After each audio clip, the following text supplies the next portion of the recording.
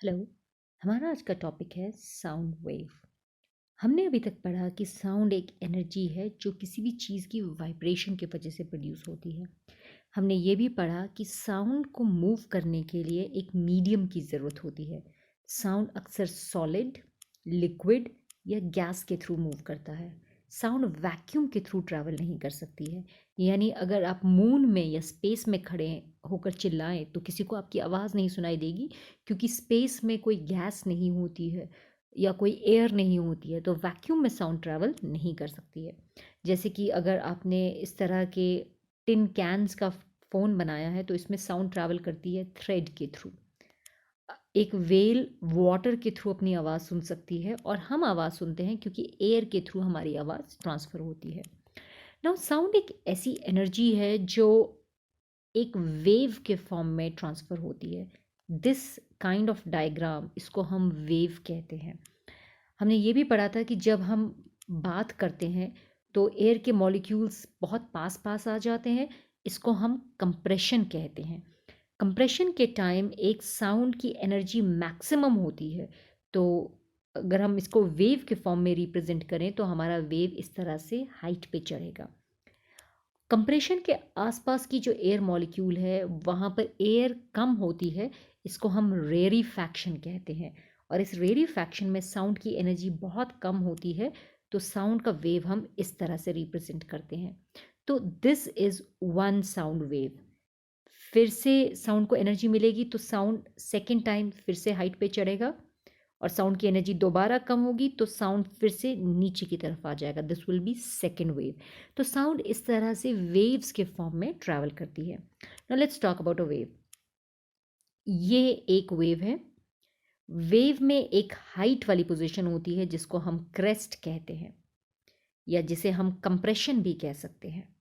Sound में एक लो height की जगह होती है जिसे हम ट्रो कहते हैं, या जिसे हम रेरीफैक्शन के नाम से भी जानते हैं।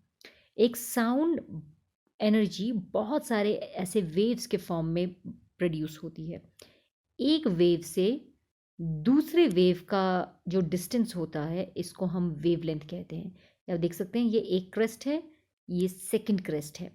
दोनों क्रेस्ट के बीच का जो डिस्टेंस है इसे अक्सर हम वेवलेंथ के नाम से जानते हैं, और इसको रिप्रेजेंट करने का सिंबल ये है, वेवलेंथ। नाउ साउंड को जितनी एनर्जी मिलती है और साउंड वेव जितनी हाइट पर चढ़ता है, इस हाइट को हम एम्पलीट्यूड कहते हैं। साउंड वेव जितनी हाइट पे चढ़ेगा, साउंड वेव का एम्पलीट्यूड उतना ज़्यादा होगा, यानी कि साउंड की वॉल्यूम उतनी ज़्यादा होगी। तीसरी चीज़, एक सेकंड में एक एरिया से जितनी वेव्स निकलती हैं इसको हम बोलते हैं फ्रीक्वेंसी। मान लीजिए कि एक सेकंड में इस एरिया से 2 वेव्स निकल रही हैं तो इसकी फ्रीक्वेंसी 2 हो जाएगी। सो ये 3 हमारी साउंड की प्रॉपर्टीज़ हैं: wavelength, frequency and amplitude. So what is a wavelength? अगर हम वेवलेंथ को डिस्कस करें, wavelength is the distance between two waves. Wavelength is the distance between two wave or distance between two crest.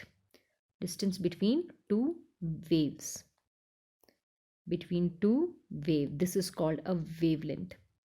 इसका symbol इस तरह से होता है और इसका यूनिट सेंटीमीटर या मीटर होता है। अगर हम एम्पलीट्यूड के बारे में बात करें तो एम्पलीट्यूड को अगर हम डिफाइन करते हैं, it is the maximum height of A sound wave. Maximum height of a sound wave. Maximum height of a sound wave. Height of sound wave. एक साउंड वेव में जितना वॉल्यूम हाई होगा उसका एम्पलीट्यूड उतना ज़्यादा होगा। This is called amplitude. तीसरी चीज़ है फ्रीक्वेंसी। फ्रीक्वेंसी का मतलब है एक सेकंड में कितनी वेव्स एक एरिया को क्रॉस करती है। तो फ्रीक्वेंसी को अगर हम डिफाइन करें तो हम कह सकते हैं number of waves crossing a point in a second. Crossing a point in a second. एक पॉइंट्स में कितनी वेव्स एक सेकेंड में निकलती है, that is called a frequency, right. So we have 3 basic properties of a wave. उसके अलावा wave में हमारे पास एक क्रेस्ट होता है which is the maximum height of A wave. Maximum height of a wave. Height of wave, this is called a crest. और हमारे पास एक ट्रो होता है, this is the lowest height of A wave, lowest height of a wave. इस तरह से हम एक साउंड वेव को रिप्रेजेंट कर सकते हैं, lowest height of a wave. तो आज के लिए इतना ही करते हैं। Thank you and have a nice day.